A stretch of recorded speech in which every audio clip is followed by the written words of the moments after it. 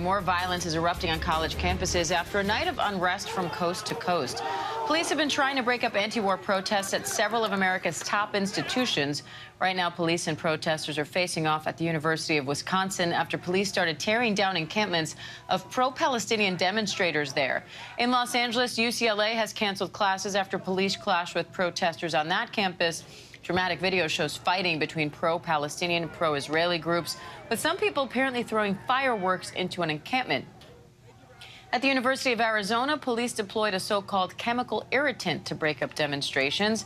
And in New York, Mayor Eric Adams says close to 300 people have been arrested at Columbia University and City College as police cleared pro-Palestinian encampments and removed protesters barricaded in Columbia's Hamilton Hall.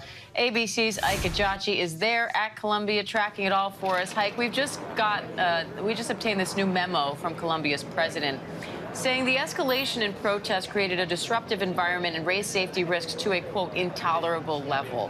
What else sticks out to you from this message? Well, we saw this message from the president here at Columbia University, essentially just encapsulating the mood and the events that have been going on over the past few days here on campus. If you look at that letter, you see that she talks about making that difficult decision, what she calls a difficult decision, of bringing the NYPD on campus simply because of the situation they deem to be untenable. They talk about how the agitation on the campus in terms of the emotions rose a little bit, and that's when the violence started to happen. And the memo goes on and talks about the uncomfortable aura or the uncomfortable environment here for Jewish students. The university president said that the protests, they've persistently mobilized outside their gates, again, making a reference to those outside individuals that infiltrated the movement that initially started by students. But that memo also goes on to say that everybody involved in this situation needs time to heal. She goes on to say that they know they can do this together. They want to make sure that they provide a space that's safe so people can finish their commitments to this university. Again, commencement is happening in just a couple of weeks here. There's still a lot of students here unsure of whether or not they'll have their final exams still happen.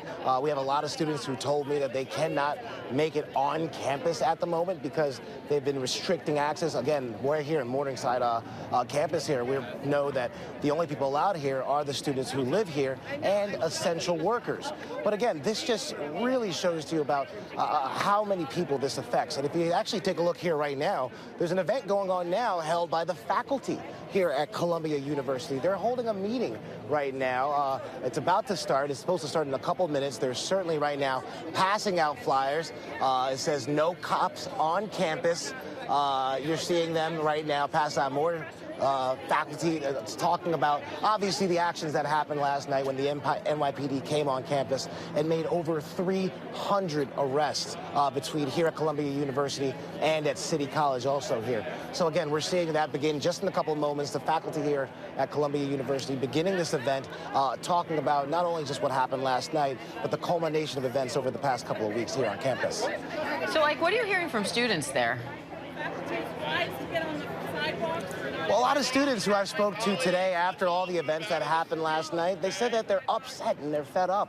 They feel that the original message has been distorted based on the violence that happened. And obviously, especially after last night when the NYPD came on campus, they feel that the entire message has been misconstrued.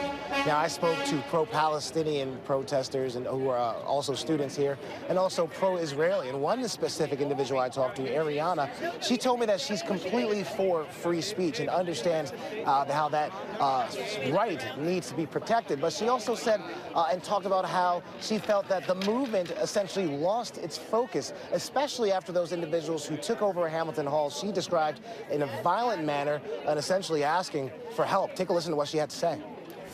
Yesterday, their spokesperson, I think, talked about bringing food and water into Hamilton Hall and referred to it as humanitarian aid. I think that is inappropriate. I think that people in Gaza need humanitarian aid. When there's more news cameras covering your form of advocacy than maybe the actual cause, I think that's something to be questioned and something that they should examine. Again, it's a sentiment held by several students here on campus, several pro-Israel students here, obviously the protesters. So right now, we're just really taking a sense of the aftermath after the NYPD came on campus, and a majority of the students just upset that it had to get to this point. ABC's Ike Ajachi, thank you.